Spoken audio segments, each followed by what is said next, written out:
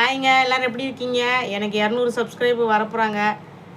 எல்லோரும் என்னுடைய video likes பண்ணி கொஞ்சம் எனக்கும் சப்போர்ட் பண்ணுங்களேன். இன்றைக்கி என்ன டாப்பிக்னா, கோயம்பேடு பஸ் ஸ்டாப்பு பற்றி தாங்க. கோயம்பேடு பஸ் ஸ்டாப்புனாலே அது நம்ம வாழ்க்கையில் நிறையா நம்ம சென்னைக்குள்ளே வந்து நம்ம என்ன மாதிரி வாழ்வாதாரம் எங்களை மாதிரி வாழ்ந்துட்டுருக்கவங்களுக்கு தான் தெரியும் அந்த கோயம்பேடு பஸ் ஸ்டாப்பை பற்றி. ஃபஸ்ட்டு இந்த சென்னைக்குள்ளே வரும்போது இந்த கோயம்பேடு பஸ் ஸ்டாப்பில் கால் வைக்காமல் யாருமே இங்கே வரமாட்டோம். ஏன்னா வந்து அந்த மாதிரி ஒரு பஸ் ஸ்டாப் அது. இப்போ பார்த்தா அந்த பஸ் ஸ்டாப்பு வேறு மாதிரி ஆயிடுச்சு. என்ன சொல்கிறது, ஒரு ப்ராஸ்டியூட் நடக்கிற ஏரியா மாதிரி ஆயிடுச்சு. இந்த அமைச்சர்களுக்கெல்லாம் நான் ஒன்று தெரிவிச்சுக்கிறேன். தயவுசெய்து கோயம்பேடு பஸ் ஸ்டாப்பை மறுபடியும் வந்து தென் மாவட்டத்துக்குள்ளே இருந்து வர பஸ்ஸு பூரா நிற்கிற மாதிரி பண்ணால் நல்லாயிருக்கும். பழைய நிலைமைக்கு வந்தால் மிகச்சிறப்பாக இருக்கும்.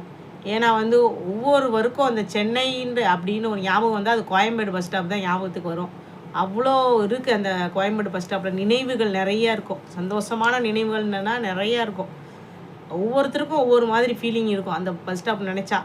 இப்போ பார்த்தா கோயம்பேடுலேருந்து இன்னொரு மாவட்டத்துக்கு போய் பஸ் ஏறி தென் மாவட்டங்கள் போகிற மாதிரி இருக்குது. இதை மாற்றினா கொஞ்சம் நல்லாயிருக்கும். இதுக்கான எதுவும் நடவடிக்கைகள் எடுத்தால் இன்னும் சிறப்பாக இருக்கும்.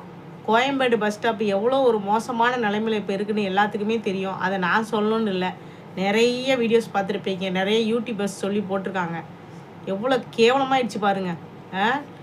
இந்த சென்னையில் வந்து வாழ்கிறவங்களுக்கு மட்டும்தான் தெரியும் அந்த கோயம்பேடு பஸ் ஸ்டாப்பை பற்றி. சென்னையிலேருந்து அடுத்த மாவட்டத்துலேருந்து வந்து வாழ்கிறவங்களுக்கு தான் தெரியும். வேறு ஒரு நான் ஸ்டேட்லேருந்து வரவங்களுக்கு மட்டும்தான் தெரியும். அவ்வளோ ஒரு இது இருக்குது அதில் நினைவுகள். தயவுசெய்து இதை மாற்றினா நல்லாயிருக்கும். எங்களால் அவ்வளோ தூரத்துலேருந்து இறங்கி பஸ்ஸை பிடிச்சி மறுபடியும் கோயம்பேடு வந்து கோயம்பேடுலேருந்து பஸ் மாதிரி ஆட்டோ மாதிரி வந்து ரொம்ப கஷ்டமாக இருக்குது. மறுபடியும் பழைய நிலைமைக்கு வரணும். இது எல்லாத்தையும் கேட்டுக்கிறேன். அமைச்சர்கள்லாம் கண்டிப்பாக ஏதாவது பண்ணுங்கள். நன்றிங்க.